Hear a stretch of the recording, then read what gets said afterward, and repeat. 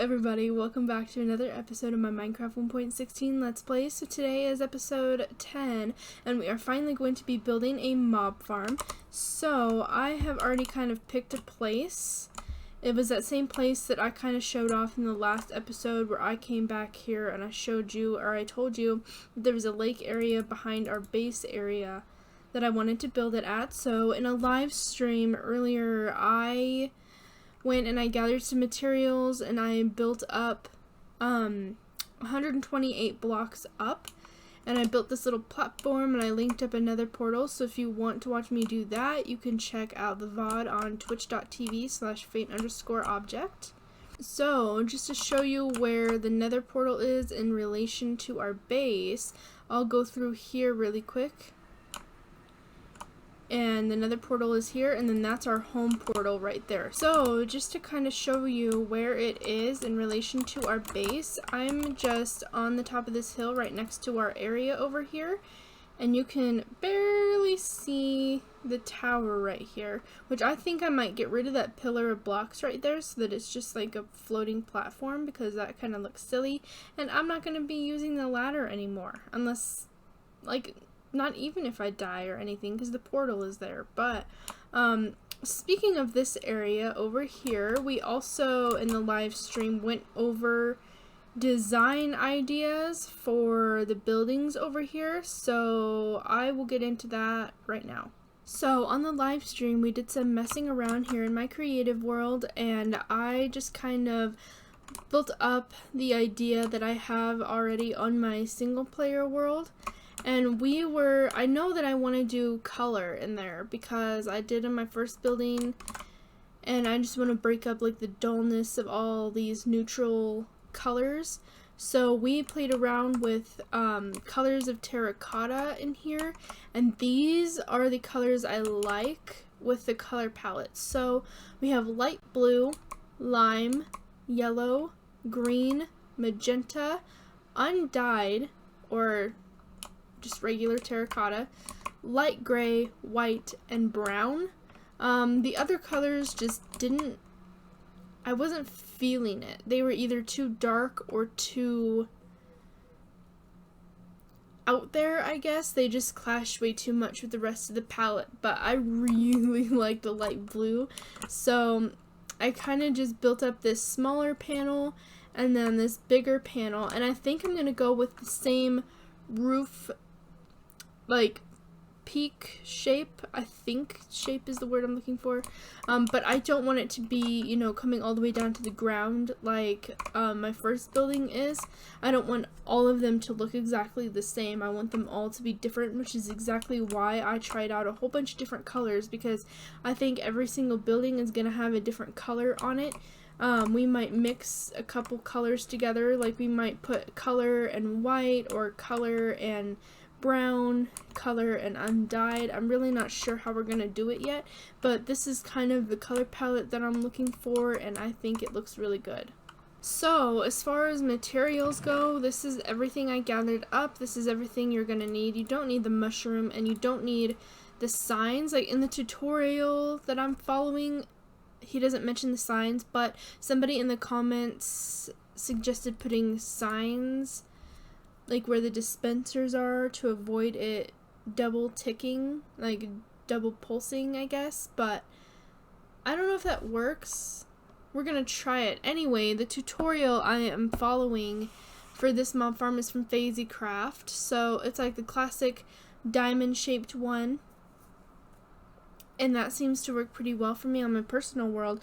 So we're gonna build it here. I don't need anything massive. It's not like I'm on a server. It's not like I have multiple people playing with me. It's just for personal use, and mostly for XP, to be honest with you. So I don't need anything too massive. So yeah, let's get to building it. Alright, so I have the first layer built, and I am realizing that I built this kind of backwards, so I should have built it on the other side, because now when I put the water circle ring thingy, it's gonna rain all the mobs down on that side instead of right here. That's okay. That's fine. We can just build the platform out even more. So now I have all 6 layers built up. So now all that's left to do is put the top on it. So it's going to be 14 blocks out from this tower so that all the layers under here are going to be dark and mobs will spawn under here. And then we have to put the water chute in and then it should be done. And then we will fix the platform so that the mobs actually filter into the right place because, like I said, I built this backwards. Alright, now I have the lid on it, and so now we need to go through and put all the water in the dispensers. That one's going to prove tricky, so I'm just going to go like this on each one. I might not be able to have that torch there.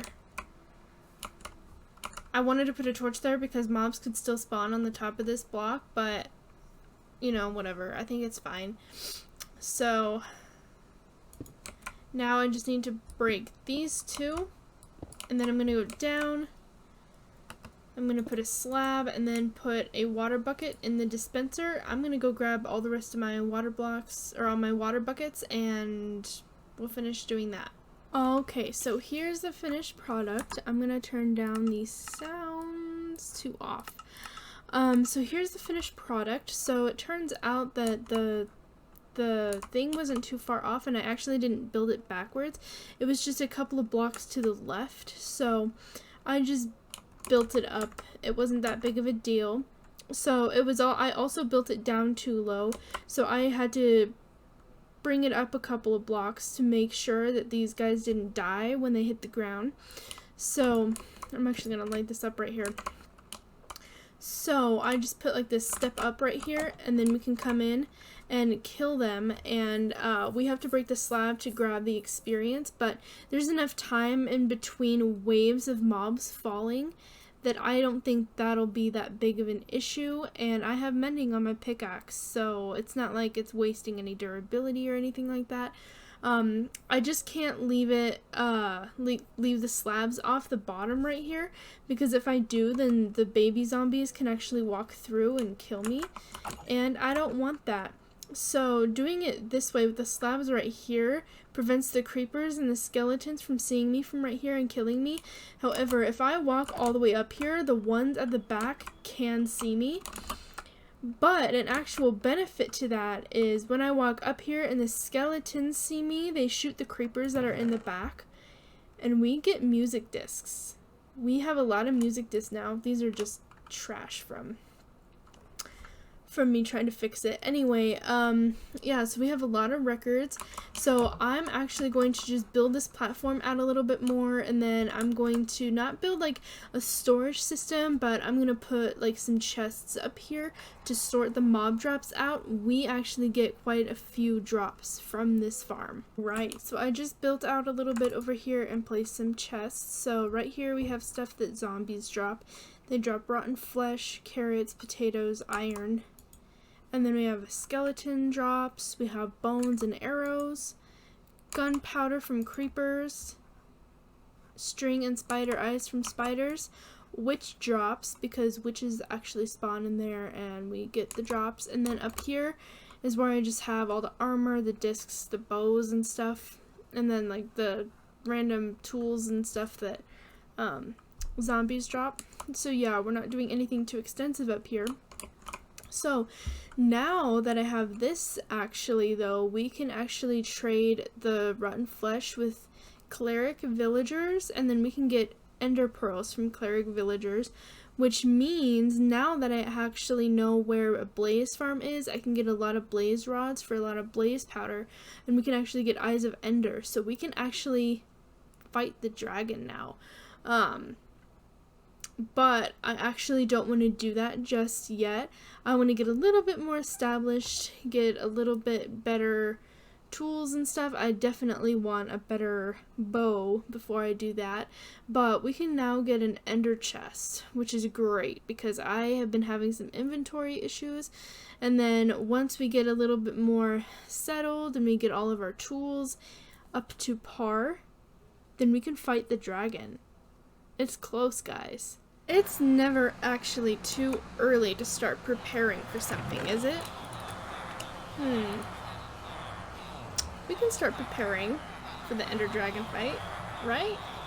It's not too early.